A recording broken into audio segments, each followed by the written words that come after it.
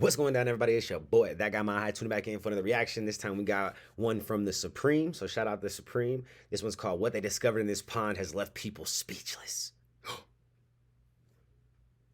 Speechless. Anyways, before we jump into that, man, we gotta give a big shout out to all the members of the channel. Gary Willis, My Hood Life, Nugget, Liz, Amy Jane Doe, Lynn, Matt Creeker, Driver Thoughts, Lynn, Willow, Misty Summers, Mama Dukes, Taylor, Aaron, Casey Girl, Token Tug, Nicole, Ryan Parks, Carrie, Creatively Insane, and Nick Fisher. Appreciate you guys for being you and supporting the channel on the level that you do. And yeah, if you want to get a shout out personally by name in all the videos, the lives, take advantage of some perks, think about hitting that join button down below. If not, shout out to all the subscribers and everybody who supports just on a subscriber, status and hitting the bell notification, because ultimately that helps us grow. And we're trying to hit 100K, baby. You know what I'm saying? So yeah, and it's free 99, so there's no excuses for that one. Anyways, man, let's go ahead, hit that full screen, and let's jump into this and see what they discovered in these ponds or pond that left people speechless. Let's go. A pond is a body of water smaller than a lake. Some are formed naturally, filled either by an underwater spring, melting snow, or rainwater. Other ponds are man-made, and they're found in many different habitats, including floodplains and grasslands. So you'll have one individual tiny animal, a single cell, and they'll reproduce asexually and then develop an entire colony. Woods and forests, in the countryside on farmland, in gardens, towns, and villages. However, that's not all you need to know about these watery places. Things can get pretty weird, yet wonderful in these watering holes. 15 strangest things recently discovered in ponds. Oh, bro. Some of that shit look weird. Number 15. Ancient boat. Recently in Poland, the remains of a wooden vessel were excavated by an archaeological museum. What they discovered in this pond has left people speechless. Look at the size of that thing. Like a the Viking Recovered boat? Shipwreck is an example of the largest sailing vessel type used on the Vistula River in the pre-industrial era. The archaeological investigations conducted so far show that larger river crafts intended for navigation on the rivers started to be built and used in the 13th century. Damn. This type of vessel was a workhorse for carrying bulk commodities until the late 18th century. However, until recently, this kind of craft has been known only from written sources. Now, experts had physical proof. The wreck was situated inside this small pond, which was in the past part of the riverbed. The first archaeological research included the uncovering of the entire structure and the preparation of detailed documentation. The hull had its original form, 60% preserved. Plus, the analysis revealed that the timbers used for the construction came from trees cut between 1478 and 1481 AD. Damn, the pond was completely drained and pumped out. Then sand was manually removed from the shipwreck's structure. You want to know a little secret? If you smash the like button, subscribe, and click the notification bell, you'll have superpowers for the rest of your life. So what are you waiting for? Time to fly. Number 14, floating brains. Well, it's not really a brain. It's not really even an it. It's a collection of tiny creatures collectively called a magnificent bryozoan. It's a colony that forms a brain-shaped mass that can grow to be larger than a human head.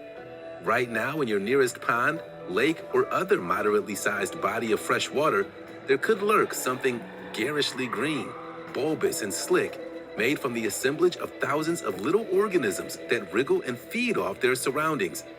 When you look at a bulging gelatinous bryozoan like this, what you're really looking at is an immense colony of individuals that have all decided to build a giant gelatin ball together so they can all live on it in little colonies and use their rings and finger-like tentacles to grab and eat things. They're sometimes called moss animals and are an ancient group of filter feeders. The earliest fossil evidence of one of these colonies can be dated back about 470 million years ago. Individually, each tiny invertebrate can barely be seen with the naked eye. It's only about 0.02 inches long. But when hundreds of them assemble, they can glue themselves together with a special protein to form all sorts of shapes, sheets, columns, and even branched tree-like structures.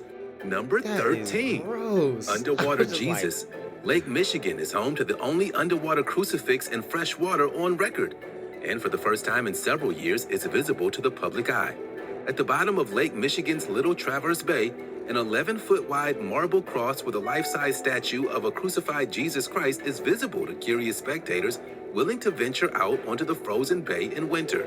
It's located about 260 yards from the shore of northern Michigan. That is The story wild. behind the statue's final resting place at the bottom of Lake Michigan stretches back to 1956, when a 15-year-old farm boy died in an accident in the eastern town of Bad Axe. His grieving family decided to purchase the 1,850-pound crucifix from Italy for $2,500 as a way to memorialize him. However, when it arrived, the cross was broken during the transfer. It doesn't end there. The cross then made its way north to Little Traverse Bay in 1962, after being sold in an insurance sale to a diving club. It was repaired in order to be lowered into Lake Michigan and became known as a symbol for remembrance of all those who lost their lives at sea. Wow. The first public viewing of the crucifix was held at a record 2,021 people waited in line to view the historic landmark.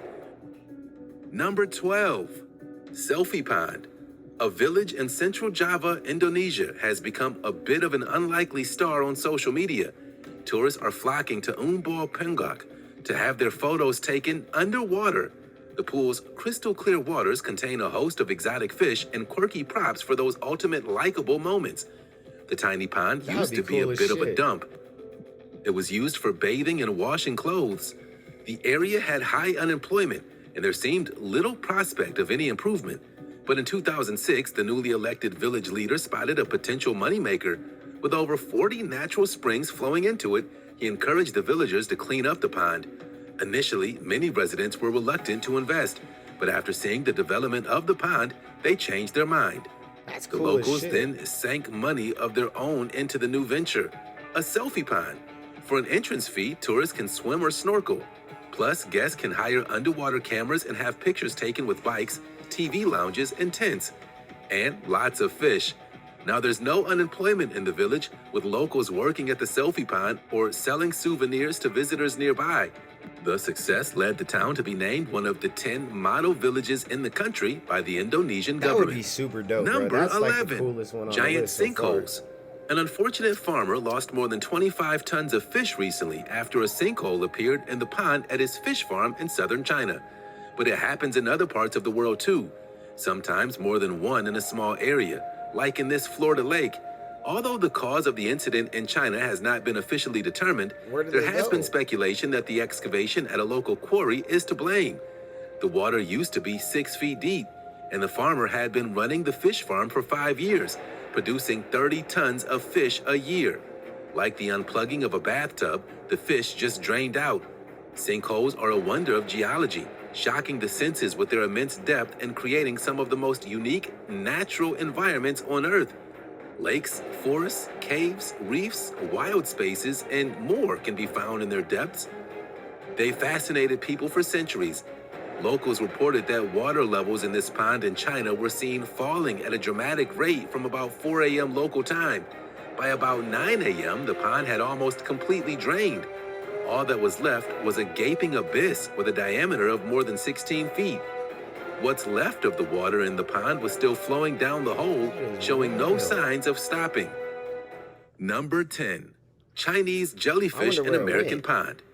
This pond is famous for writer Henry David Thoreau's 1854 work Walden, a social critique and commentary on nature that he wrote after living in solitude near the It's pond. tiniest little Now it's famous jellyfish. for another reason. The sudden appearance of freshwater jellyfish from China at the historic Walden Pond in New England in the United States has researchers puzzled. Researchers first got word of the jellyfish from a woman who swims at Walden regularly. She had never seen them in 15 years of swimming. Thankfully, the tiny whitish jellyfish pose little or no threat to humans. Scientists say the species, that probably came to the U.S. from Asia about a century ago, are spotted sporadically in ponds and lakes, but rarely in the numbers seen recently at Walden. It's impossible to say for certain exactly when or how they entered Walden Pond because they're pretty incognito for most of their life cycle. Really, the only evidence to know they're there is to find them in the adult stage. The grown jellies, with their dancing tentacles, have reached the part of their lives known as the Medusa stage. That's when they're most delectable, but it doesn't last long, around a month or two. What, so people Number eat 9, those shits? Siberian Maldives. The lake, nicknamed the Siberian Maldives because of how tropical it looks, has been providing the perfect backdrop to people's social media posts. But the turquoise lake in Siberia, where people have been taking selfies, is actually a power plant's ash dump. Responding to the selfies, the power company that runs the plant urged people not to go near the water. Too late. The stern warning seems to have only made people even more determined to visit. But the reason for its color is less appealing: calcium salts and other metal oxides from the plant. Joking about the water being toxic, one visitor posted a photo of herself reclining on the banks of the ash dump with the caption, "It's not Chernobyl, but it's still dangerous." Another, tagging the power plant, posted a photo of himself relaxing in a unicorn inflatable. The water is highly alkaline. This is because calcium salts and other metal oxides are dissolved in it. Skin contact with such water may cause an allergic reaction. For sure. It also said that people could get stuck in the ash at the bottom of the water and not be able to get themselves out. The plant also insisted that its radioactivity levels had been checked. Despite the warning, people have continued to flock to the lake in a bid for the most likable pictures. Number 8, People are stupid. snake chase. Bro. Even the most experienced snake handler might get a little nervous if a snake like this was chasing them in the water. Several different snake species live in the wetlands, ponds, and rivers of the world. One of these is the venomous cottonmouth, also known as the water moccasin. It can be difficult to distinguish cottonmouths like this from the many non-venomous water snakes without getting dangerously close to the unknown snake. This might be a little too close, yet 100% cottonmouth. First, the thing that everyone notices from this video is that this snake is floating. All large-bodied pit vipers, including this species, tends to swim with most of their bodies above the surface of the water, while water snakes tend to swim with most of their body under the surface with just their head above water. At times, cottonmouths will swim underwater to capture fish. Fortunately, by observing a snake's swimming behavior, you can distinguish cottonmouths from harmless water snakes. Cottonmouths tend to be very dark black as adults, but many still have a discernible pattern of dark bands or fuzzy hourglass shapes. The snake in this video is a particularly pretty adult cottonmouth in that much of its pattern is still visible. Number 7, stocking up on fish. Fish stocking is the practice of raising fish in a hatchery and releasing them into a river, lake, or ocean to supplement existing populations or to create a population where previously none exists. They just drop them when it's done by air, like miniature bombers carrying a different sort of payload, planes are fitted with oxygenated water tanks that can carry up to 10,000 trout fingerlings at a time. Cruising at 70 to 80 miles per hour over the alpine lakes and other mountain ranges, wildlife pilots can flip a switch in the cockpit and drop their payloads from 100 feet or more above the water. It's raining fish. Seeing a cloud of cutthroat trout being dropped from the belly of an airplane is a sight to behold. Wild. Stocking may be done for the benefit of commercial, recreational, or tribal heritage fishing, but may also be done to restore or increase the population of threatened or endangered fish. Stocking fish with airplanes has been a common practice throughout the Mountain West for more than half a century, and Utah began experimenting with aerial stockings as early as 1956. Before that, state agencies relied exclusively on mules and backpackers to carry fish into the backcountry. Number 6, wild. That's cool. I Monet didn't realize Pond. that's how they did Up that until shit. 4 years ago, a small learned body some of shit. water just outside Seki City in Japan That looks beautiful. didn't have a name. But thanks to social media and a catchy nickname, it's become one of the most popular tourist destinations in the land of the rising sun. With its crystal clear water, colorful Japanese carp peacefully swimming around, and dozens of water lilies, the whole scene looks like a Monet painting. Before it became known as Monet's Pond, this hidden gem was called Nomenaki, or Nameless Pond. And what's even more interesting is that it was never meant to be a tourist attraction. It was originally designed as an irrigation reservoir, but after it fell into disrepair during the 1990s, the owner of the neighboring flower park took it upon himself to clear the overgrown weeds and clean it up. With the help of the neighborhood council, the man filled the lake with clean water from Mount Koga and planted beautiful water lilies. Later, koi fish were that shit's added, dope. but it would take over a decade and a half for this pristine body of water to reach its full potential as a tourist attraction. Located in Seki City, the small body of water, just 60 feet long, remarkably resembles the pond in the French painter's famous Water Lily series, which actually depicts the garden at his home in France. Number That's super 5, dope. bull sharks. A course near Brisbane in Australia has a unique feature. Beyond the bunkers at this golf club, there's an altogether more menacing water hazard on the course. Oh, probably Sharks. alligator. Oh, Fins can sometimes be seen breaking above the surface, stalking the waterways of this golf course. Oh, some bull Not only sharks. that, it's a real mean shark. Bull sharks. Yep. They can thrive in both salt and fresh Yep. water and can travel far up rivers. Since bull sharks often dwell in very shallow waters, they're found in many types of habitats and are territorial by nature. They've got no tolerance for provocation, and they may be more dangerous to humans than any other species of shark. But how did they get there? The Australian golf Swam course up was the flooded when a river nearby burst its banks and soaked the fairways. When the floodwaters drained away, it was noticed that the course lake between holes 12 and 15 had some new residents. They seemed perfectly happy in their new home. That's their turf now. It's also made the golf course even more popular. The sharks, which are between 8 and 10 feet long, have proved Damn. quite a hit at corporate sports events, and their fins have even been spotted during wedding ceremonies and photo ops held on the course. If you're ever bored of your local golf course, try golfing here. Number 4, That would be- Loch Ness that'd Monster. be wild, but A that'd be film cool. crew shooting The a short golf film mission. off the coast of Ireland took this video of what appears to be a large creature swimming beneath the surface of the tidal estuary. Does Ireland have its own Loch Ness Monster? Affectionately known as Nessie, the Loch Ness Monster is a creature in Scottish folklore that's said to inhabit a lake in the Scottish Highlands. It's often described as a large, long-necked and with one or more humps protruding from the water. Maybe Ireland has a similar beast to rival the mighty Nessie. But not everyone is so convinced. Critics accused the student filmmakers of setting up the mystery creature video, claiming when viewed at higher definitions, they pointed out a number of inconsistencies in the footage which suggest it's an elaborate hoax. It looks But then stupid. again, no real proof of the real Like, Scottish how you Loch got- Ness why can't Monster you keep actually that camera exists. straight, bro? But many people believe it to be real. Maybe this is the Irish version. The truth is that whales have been Calling sighted cat. in these waters before. Hey, a whale so it's makes just more as sense. likely the mysterious creature these movie-making students captured on film has a perfectly ordinary explanation. It makes a great addition to their movie, no doubt. Number 3, Park in a Pond. Gruner See, which translates That to would Green be Lake, is wild. located in the mountains of Styria, Austria. It's quite the picturesque spot, frequented by locals for hiking and relaxing on benches until about mid-June, when those trails and benches are under up to 36 feet of water. The natural phenomenon creates an almost surreal underwater park until July, when the water begins to evaporate again, restoring park access. As temperatures rise in the spring, the snow from the surrounding mountains melts into the basin, which has a pond year-round that's only 3 to 7 feet deep during the winter, completely flooding tree That would trunks, be trails, crazy. benches, and even a little footbridge. Because the water is snowmelt, it's incredibly cold and incredibly clear. This high visibility, up to 160 feet, is actually what lent the lake its eponymous color, and eventually its nickname, the Caribbean of the Alps. Not surprisingly, the appeal of an emerald-toned lake attracted a few too many tourists.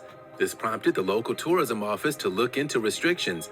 That means no diving, swimming, or boats are allowed in the waters of Green Lake anymore. The decision was made recently after consulting with multiple experts and determining the risk that could potentially pollute the lake's vibrant color.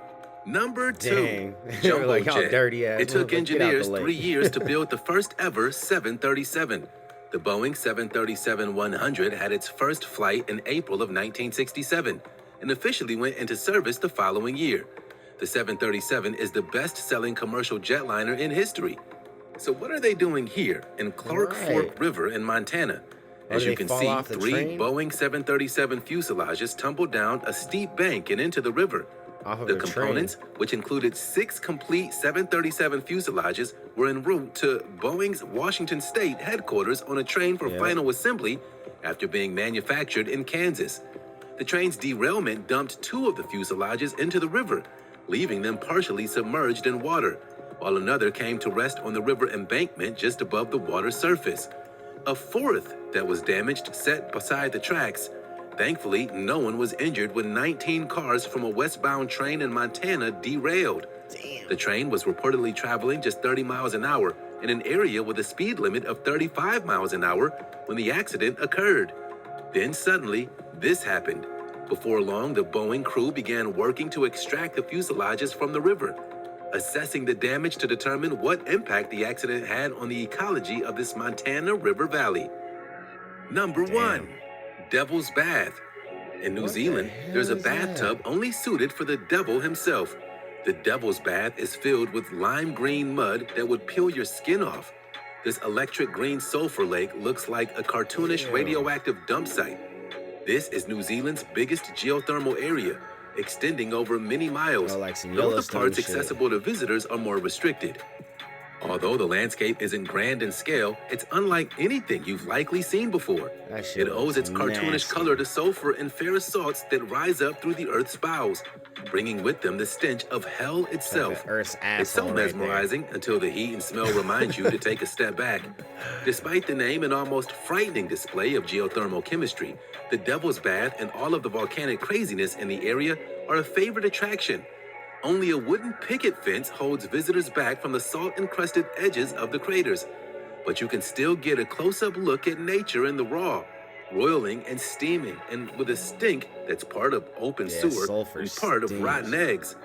The origin of the demonic moniker is unknown, but given how unnatural the pool looks, it would almost come as no surprise to see Satan himself rise from it. There's more to ponds than meets the eye, so it seems these videos. That's a crazy ass video right there. Yeah, that was a good one. I mean, they discovered some crazy stuff in these ponds, man. Some of that, like the little brain things, was gross. You know, the Earth's butthole last one right there, the Devil's Bath one, that was gross. You know what I'm saying? Even though it's just like thermal bath situations like the Yellowstone, you know, sulfur pool situations that you can't get into, little thermal pools. But yeah, that it was, regardless, those were nasty. Those ones, yeah, I'm good. Yeah. But they did find some cool stuff too, like that little koi selfie pond one. That one still, I think, was the coolest one out of this whole list, like cool factor wise. But y'all let me know what y'all thought about that one actually, and the other koi pond with the lilies, the one that you couldn't swim in. That was cool, just because it'd be really cool scenery and some cool pictures and shit. But the selfie one, that was dope because you could actually swim with the fishes and stuff. That's cool. But yeah, y'all let me know what you thought about that in the comments below, and catch y'all on the next one. Peace.